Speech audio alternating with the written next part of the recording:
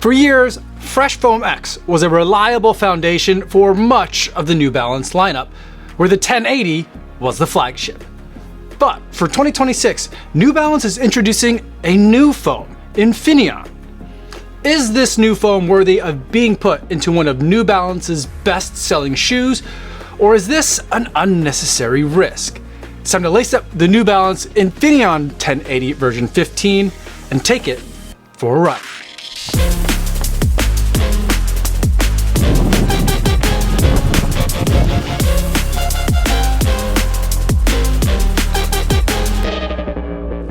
Yo, what's going on? My name is Kofuzi and I'm a non-elite runner who reviews running shoes here on YouTube. And today I want to talk to you guys about the New Balance 1080 version 15. But before I give you my thoughts on this shoe, I do want to go over some disclosures. This is a pair of shoes that I bought myself. No one sent it to me. Nobody's paying me to make this video or to include their brand in this video. And no one's going to get a chance to preview any of my footage or my thoughts before you guys get a chance to see this video on YouTube. So with that disclosure out of the way, let's talk about the New Balance 1080 version 15. Let's start with the specs. This is a 39.9 millimeter stack height shoe, basically a 40 millimeter stack height shoe with a 6 millimeter drop, giving us 34 millimeters of stack height in the forefoot. And in this midsole, we have one and only one component. That's the new Infinion foam that New Balance is introducing from this year. I don't have a ton of details on what this is, but what I do know is that this is a supercritical Nitro foam. Now, protecting all this midsole foam is an updated outsole rubber pattern. I'm pretty sure compared to last year's 1080 that there's less rubber coverage on the outsole, although I haven't really done like a careful square centimeter by square centimeter comparison of just how much rubber there is. It feels like there's less rubber here, and it feels like where there is rubber, it's a little bit less thick than it was last year as well. Now we do see that there are hash marks and a patterning that's very similar to what we see on the rubber portion of the outsole that's in the exposed midsole foam. And I don't think that that necessarily means that Infinion is a ground contact caliber midsole foam. I think it's just a recognition that when this midsole foam does contact the ground, you're gonna want some way for any moisture to be able to slip away from underneath the shoe, kind of like the treads on a tire in the rain. And then the other thing that I want to point out, it's kind of hard to see and pick up on camera, but there is a slight indentation in the rubber portion of the outsole right along the pads of the foot, creating a little bit of a flex groove that's gonna make this whole midsole bend just a little bit easier. Now moving to the upper, we have a mesh upper, which is embossed with a lot of these design elements. The 1080, like I mentioned, is a flagship model, and so it's going to have some of the nicest design kind of embellishments of any other shoe that's in the, at least the Fresh Foam X or the Fresh Foam X / Infinion side of the New Balance lineup. We have all these design flares coming with the embossing or the debossing of the upper material, as well as a very comfortable upper. The laces are stretchy, so if you are going to wear this shoe very casually, or if you're just one of those psychopaths that loves chaos and never unties your shoes, it should be relatively easy to get in and out. The tongue is nicely padded, not overly thick. I'm glad they had some restraint here because the materials that they have are very comfortable, and the thickness I think is just right for a 1080. There's an ample amount of padding all throughout the heel collar, but I don't think that it's excessive. I think everything is really tastefully done in terms of how much comfort they've been able to put in the shoe without going overboard. And the result is an upper that I think is one of the most comfortable step-in experiences that I've had in a shoe in a very long time. I think they've gotten it just right. As far as sizing goes, I went with my usual running shoe size, and if I'm not mistaken, I think this is the same last this year as they used in the previous model. So if you have experience in the 1080 14, I would go with the same sizing you use there. For me, I use my regular running shoe size in both instances, and that worked out really well for me.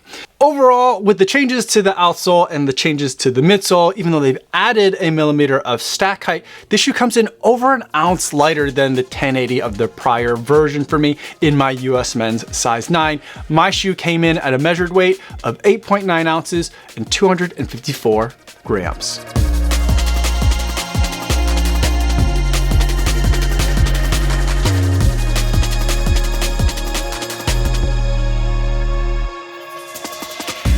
Now that we talked about what this shoe is like on paper, let's talk about what it's like on the road. I think that the 1080 version 15 is an excellent upgrade. New Balance calls Infinion a, quote, long-lasting foam with enhanced cushioning and energy return, end quote. And I think I can agree with that. Although I haven't tested the long lastingness of the foam. I've only had so many miles in this shoe for my initial review. But for its enhanced cushioning, I think that the 1080 version 15 is so comfortable and the step-in comfort is so soft. But I also really enjoyed this shoe and found it so comfortable for my easy running as well. I think there's a great sense of softness to this material, and that comes from kind of two things. There's cushioning and also compression. Now, cushioning is just a material's ability, as I will define it, to absorb impact from a road. And I think that materials can do that in a way that feels soft, or sometimes they can do it in a way that feels a little bit dense. And I think that what makes it feel soft versus dense is how much the foam compresses or moves, or allows your foot to move kind of like through a crumple zone as your foot hits the ground. I think there's a really nice amount of compression that's happening with this foam. But I think sometimes with shoes that are very soft, there is the tendency for that shoe to get mushy. So the decompression of the foam is also important. And I'll say that the Infinion foam does a good job of not staying too muddled. After it compresses, it does decompress very nicely, but not in a super snappy way. It's not like a race type of foam. It's doing it in a controlled kind of way that makes it still feel a little bit peppy. Now, I'm not saying that I'm going to take this shoe out for workouts. It can handle like strides at the end of an easy run just fine, or it could do like an easy fartlek just fine, but it's not going to be a speed shoe, and that's not really what the 1080 is designed to be. I think the 1080 is supposed to be like a really premium daily trainer, but for me, it ends up being an excellent example of where I like to see max cushion shoes going in 2026. And as the pendulum has swung from like just make the shoes taller and put plates in it if you can, to a time where we can make the stack heights a little bit more manageable because we have these new foams and these new technologies that let us do more with less. I'm finding that I want shoes that maybe don't like shock the conscience when it comes to how tall they are, but they are providing a nice sense of cushion and compression when you are going for that easy run or for that recovery run. What feels like max cushion to me in 2026 is a shoe that just feels really comfortable. The experience that I had with this shoe is that the more tired I was from prior workouts the day before or from an accumulation of mileage, the more tired I was going into a run with the 1080, the more I really seemed to like it and enjoy it, and the better I felt afterwards. Now with the pendulum swinging back to some more reasonable heights, not that 40 millimeters is a low stack height by any means, but as it's starting to swing back from the super tall max cushion shoes that are still on the market today and that I do still enjoy, we're seeing that it's an emphasis on the experience and not necessarily any of the paper statistics. And I think that in finding that right balance, the 1080-15 has become probably my favorite 1080, coming as a guy whose previous favorites were the 1080 version 10 and the 1080 version 13.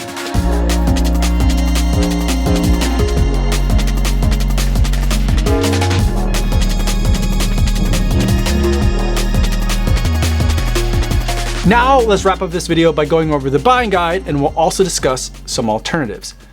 The new foam in the 1080 version 15 is a welcome change, and it renews my confidence in the 1080 franchise.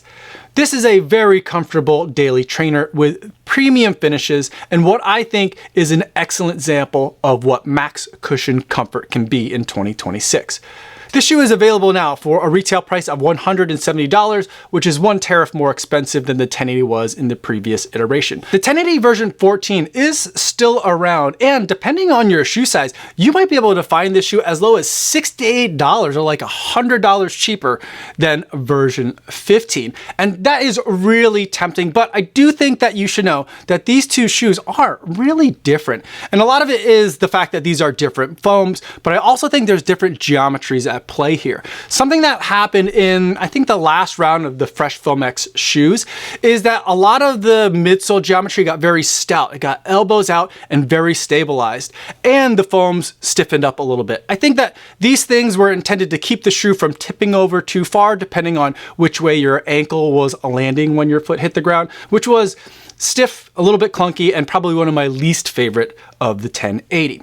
The other shoe that I think that people are going to want to know about when it comes to the 1080 version 15 is the 880 version 15. Now, I've been talking about how the 1080 is like the flagship of the New Balance lineup, at least on the Fresh Foam X side. The 880 is kind of like the regular version, maybe not the standard bearer, but the regular version, the Camry to the Avalon in the Toyota lineup, if we're going to use a car metaphor.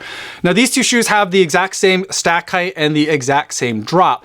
And the differences are, one, it's not as premium as the 1080 is. The upper isn't quite as nice. The tongue isn't quite as nice, but it's still a well-cushioned daily trainer. And the 880 version 15 is still using Fresh Foam X foam, and it still kind of has that density and that stoutness that the 1080 version 14 had. So if you were kind of really liking the 1080 version 14, I'd say go get another 1080 version 14. But if you can't find any in your size, you can look at the 880. And I feel like that's probably also going to suit you very well.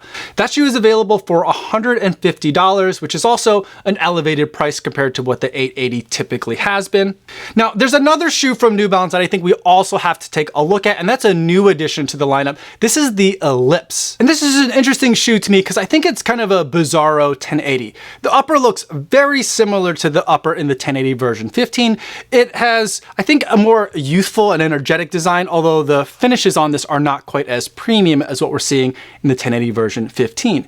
And the foam that they're using is the Fresh Foam X foam that we used to see in the 1080, and the outsole pattern reminds me of a lot of older 1080 shoes. And so there's a lot of 1080 notes that are happening in this shoe. And so in a lot of ways, it feels like what the 1080 would have been if New Balance didn't switch over to Infinion. Now, because they've kind of dialed back the premiumness of the upper and the materials in the shoe does come down in price to a retail price of $140. And I feel like that's a reasonable price for what you're getting in the shoe. Now, let's talk about what some of the alternatives are outside of New Balance to see where the 170 of the 1080 version 15 stacks up.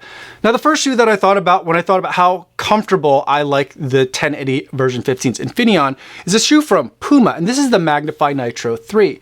Now, this is another shoe that isn't the tallest of tall shoes, but it's still in that max cushion category, and it is using an upgraded foam. In this case, they're using Puma in this midsole. And even though Puma is a material that we oftentimes associate with racing shoes, in the Magnify Nitro 3, it ends up being a very comfortable experience that is cushioned, has a lot of great compression to it, and has a very pleasant decompression as well that prevents the shoe from getting mushy. So it's a shoe that I can wear anytime I'm feeling beat up and want to really pamper myself, but it's also a shoe that I could do a lot of work in and put in those everyday daily training miles.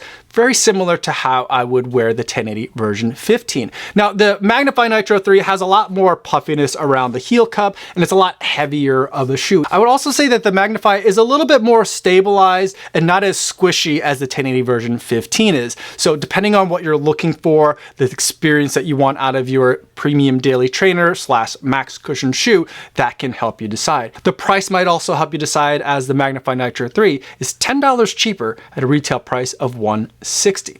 And then the last shoe that I want to talk about today comes from Saucony, and this is the Triumph 23. Again, this is another one of those shoes that is not gigantically tall, but gives me that max cushion comfort type of experience. And this shoe is also using another upgraded foam. They're using beaded Puma in their Power Run PB.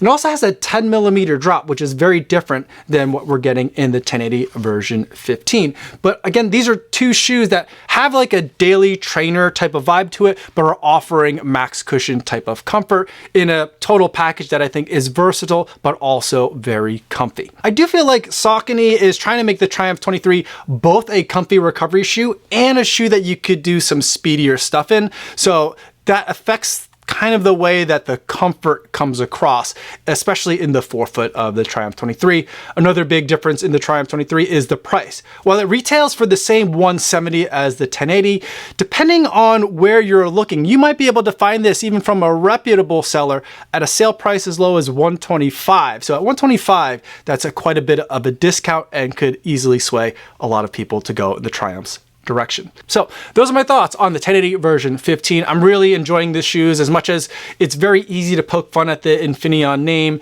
and a lot of times switching to a new foam can be scary if you are the type of person who has one shoe that they buy every single year, year over year. Hopefully for those of you that are 1080 faithful, you'll also enjoy this shoe. But for those of you who are, sometimes you like it, sometimes you're not so into it, I have a feeling that this is a year that you're going to really enjoy. If you have any other questions about this shoe or any of the shoes that I talked about today, feel free to put them in the comments down below, or better yet, stop by the live stream that I do Mondays and Thursdays over on the Kofuzi Run Club channel. I'd love to see you guys over there in the chat.